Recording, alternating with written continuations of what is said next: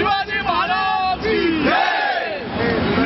छत्रपती शिवाजी महाराज भवानी भवानी जय शिवाजी जय शिवाजी जय भवानी।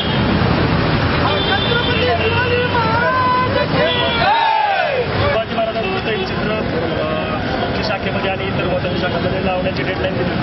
26 जानेवारीला जी स्टेशनरी आहे withdrawal slips असतील किंवा सूचना या मराठीतून करण्याची आपण एक सूचना दिली होती मागच्या वेळेस. तर आता 1 जानेवारी उलटून गेलेली आहे. किती सूचना महाराष्ट्र बँकेने पाळलेल्या आहेत आपल्या? शिवाजी महाराजांचं तैलचित्र लागलंय का आणि स्टेशनरी पण मराठीतून अवेलेबल झाली आहे?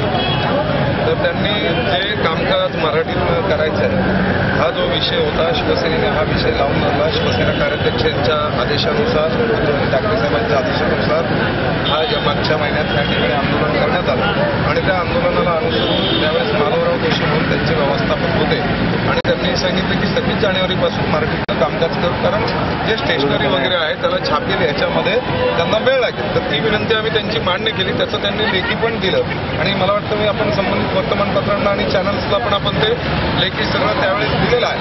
आणि त्यानंतर एक तारखेचा जो विषय होता 1 जानेवारीचा श्री छत्रपती शिवरायांचं जे तैलचित्र आहे ते तैलचित्र ते 1 जानेवारीला आम्ही निर्णय घेऊन म्हणून कळवतो असं आम्हाला म्हणाले. त्यानंतर 2 तारखेला सुद्धा संबंधित आमचे 1 तारखेला आम्ही वाट पाहिली. त्यांच्याकडनं अपेक्षित निरोप शिवसेनेला किंवा कोणत्या शिवसेनेच्या पदाधिकाऱ्याला आला नाही म्हणून आम्ही वाट पाहिली आणि 2 तारखेला 3 तारखेला 4 तारखेला कालपर्यंत आमचे शिवसेनेचे जे पदाधिकारी आहेत त्यांच्याशी योग्य संपर्क साधत होते आणि ते वेळोवेळी सांगत होते की आपण दुपारी बसू, 1 वाजता बसू, 2 वाजता बसू, 3 वाजता बसू आणि म्हणून आम्ही त्या ठिकाणी थांबलो.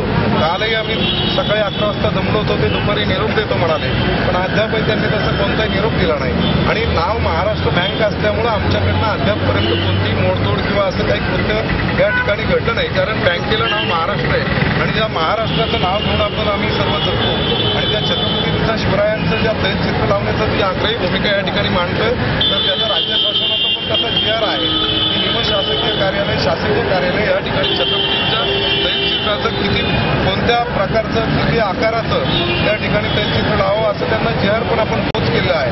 आणि जर त्यांनी आता ही भूमिका घेतली नाही तर आता ते परत चर्चेला आले होते तर चर्चेला काय होतं बोलता ते येतात म्हणून आताही मी त्यांना चर्चेला या ठिकाणी नकार दिला.